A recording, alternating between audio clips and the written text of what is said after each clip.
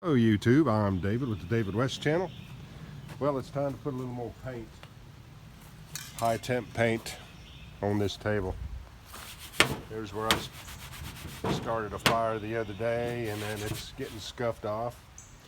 You know, this is galvanized metal, sheet metal, and galvanized metal doesn't accept paint readily. But first time I ever painted it, I took and I scuffed it up and I wiped it down really good with denatured alcohol, and the paint's holding up fairly well.